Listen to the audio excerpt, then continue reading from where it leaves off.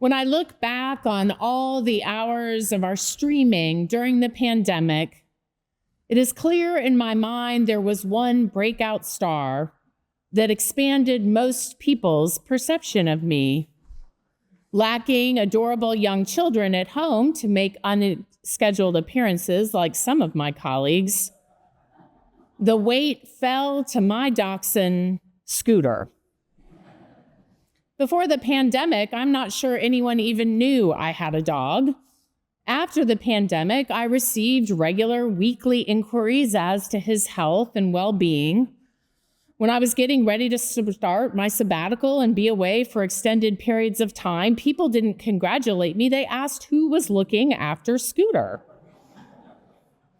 While he is no longer with me as of a few years ago, there was no question he was a beloved member of my family for many years, representing the last of 3 dachshunds who moved with me from Atlanta 12 years ago. Now, while you may remember that Scooter gave a sermon on the Feast of St. Francis during the pandemic, I have a difficult admission. Scooter was not the sharpest knife in the drawer. He had many wonderful characteristics, but ready intelligence was not always evident. Yep. One of my favorite examples of this was when I spent an extraordinarily lengthy time trying to get him to drop a stick before re-entering the house through the dog door. If you can imagine a very narrow dog with a very wide stick, you can imagine the scene. He was very proud of this stick, which probably bordered on a branch. He had been happily prancing around the yard with it and clearly decided it was worthy of being added to his overflowing basket of indoor toys. But for the life of him, he could not figure out how to get it through the dog door. And he refused to put it down. There was a series of unsuccessful approaches at various speeds. I was outside and tried to wrestle the stick from his grip, but that just felt like a tug of war game. Thank goodness, eventually he tired of the stick and came back inside, clearly forlorn about his inability to bring this outdoor toy inside. Jesus said to them, "Very truly, I tell you, I am the gate for the sheep. All who came before me are thieves and bandits, but the sheep did not listen to them. I am the gate. Whoever enters by me will be saved and will come in and go out and find pasture. The thief comes only to steal and kill and destroy. I came that they may have life and have it abundantly." Today is Good Shepherd Sunday, as well as the day we celebrate our patron saint, St. Mark. We extend our Easter celebrations by baptizing Lennox Caffrey in just a few minutes and reaffirming our own baptismal promises. The lessons are replete with rich imagery of sheep and shepherds, and in the Gospel of John, this idea of the gate. Threshold spaces are important, and the image of Jesus being such a space is deeply comforting. Thresholds mark a transition from one place to another, times in which we are not quite fully settled into the new reality. As we settle into these many Sundays of Easter season, we honor the time it takes for the old to pass away and the new to become more comfortable. As I've reflected on this passage this week, I keep coming back to the last line of today's gospel. I came that they may have life and have it abundantly. I wonder what we imagine when we hear the word abundant. More than we need, freedom from want, ease of life.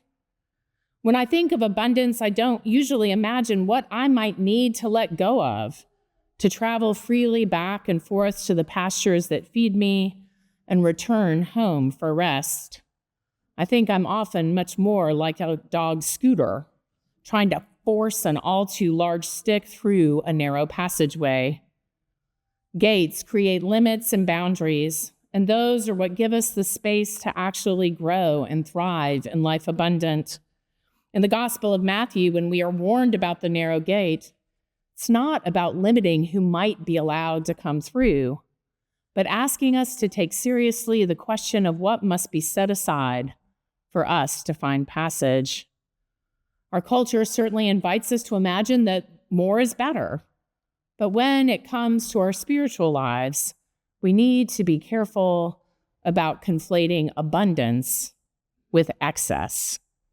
Sometimes we have so much that we can't begin to identify what is really leading us towards abundant life. We've all seen that child who is more engaged with the box of an expensive gift than the gift itself.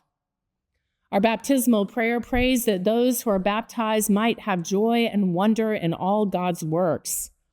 This posture often becomes harder to inhabit as we get older.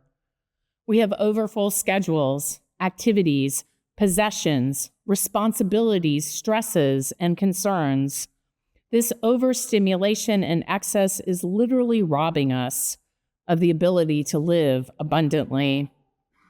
There are evil forces in our world that make abundance seem fleeting in the face of senseless violence, whether it's directed at the president or people overseas. Our young people increasingly fear an economic future that contains not excess, but real want.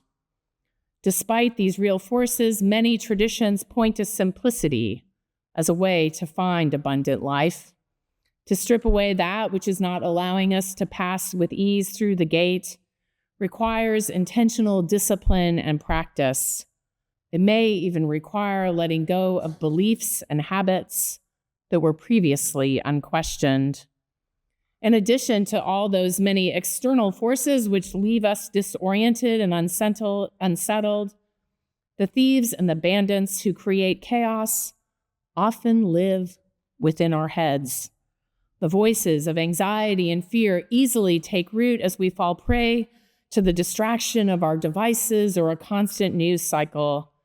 We begin to fear there is no safe passage, and we may no longer want to go out and come in, but rather succumb to isolation and loneliness and the imagined safety of withdrawal from the world. But as we gather here as the flock, those who want to follow the voice of Jesus, we have an alternative. We listen for the voice of the one who already knows each of us by name. It is not a surprise that Mary Magdalene recognizes the risen Lord after he calls her by her name, and it's not surprising that naming someone at baptism is a central part of the sacrament of new birth. One of the chief gifts of the risen one is the call to community. When Jesus says that he is the gate, there is a deep reminder that God invites us to wholeness as individuals and those deeply connected to a flock. We may go out into the world this day through the gate of love, but hopefully we also regularly come back in to gather for worship and prayer, fellowship and sustenance, to be fed, so we can then feed others. Abundant life is more radical than we might first imagine. To have a life that is truly abundant takes courage. It means quieting the nearly constant voice of our culture that whispers, there is only scarcity and fear, that the one with the most toys wins, that we should fear our neighbors rather than loving them. The voice of the thieves and the bandits would have us believe that abundance can only be achieved through acquisition and excess and at the expense of others. God's love is not a zero-sum game. It is not just an acquisition of material things that we fall prey to. We want more information, more time, more power, and more control. When we look for abundance in those venues, we quickly find ourselves isolated, anxious, and afraid. We hear the voices tell us we must earn our place in this flock or make sure the flock looks just like us. Real community cannot be found by shortcuts. We cannot settle for quick agreement rather than taking the time to discern our shared concerns and callings. Being part of a flock is hard work some days, but it is in the flock we find shared purpose and reminders of our own belovedness as God's children. When we baptize someone into our community, it's not just for her benefit. It is so that we are also changed by their very presence. So what invites you to abundance? When was the last time you gave yourself space to even ask that question? What might you need to drop to the ground to make it through the gate of new life? We are people of resurrection. We can trust our name is already written in the book of God's people. And that trust is what allows us to risk being authentic and vulnerable with one another. It is what allows us to be genuinely curious about our neighbors rather than jumping to judgment. We must allow ourselves to grow through the transformation that comes from loving those who are radically different than we are. We must refute any who act against love and those who choose violence and hate over peace. Christian community is one of the best places we are known and where we learn to hear the voice of the shepherd. It is life here that strengthens us to leave this space through the gate of God's abundant love and share that witness in the world. Amen.